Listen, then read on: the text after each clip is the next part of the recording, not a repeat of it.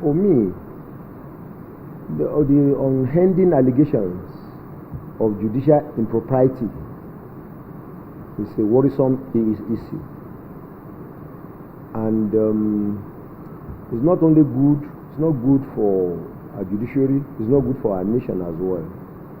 Especially when some of these allegations are made without recourse to the veracity of the facts.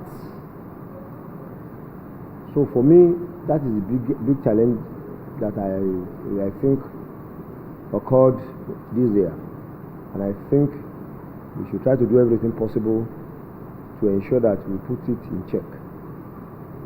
I think we should separate the facts from the fiction.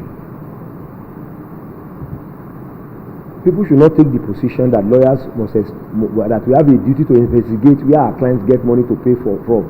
If I work for you, there is no requirement for me under the law to start to ask you where you got money for which you are paying my fees from. And I think all over the world, there is no such requirements on lawyers. Nigeria cannot be an exception.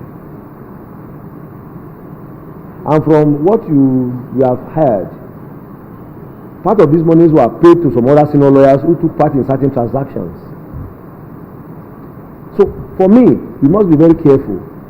In an attempt to clean the audience tables, we should not destroy institutions. Nobody asks an accountant that he must ask from his client where he gets the fees from. Nobody asks a banker. Nobody asks an engineer or an architect. Why must lawyers be treated differently? That when you brief me to do a matter, then I must then start to ask you, this money you are paying, where is it from? I think that will be asking for too much.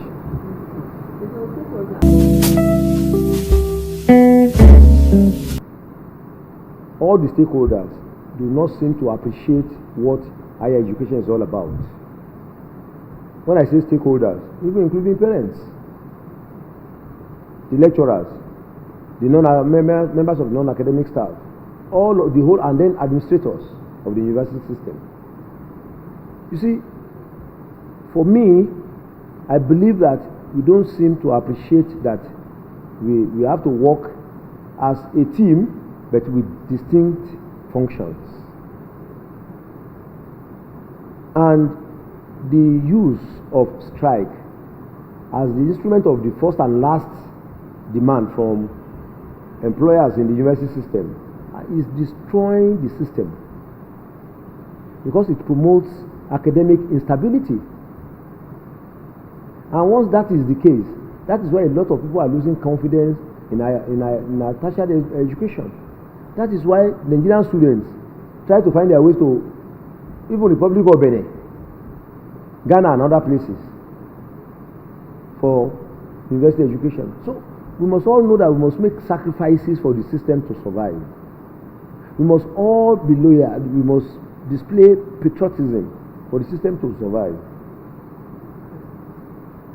Government must do more in terms of funding, undoubtedly, but strike is usually should be the last option in all these issues.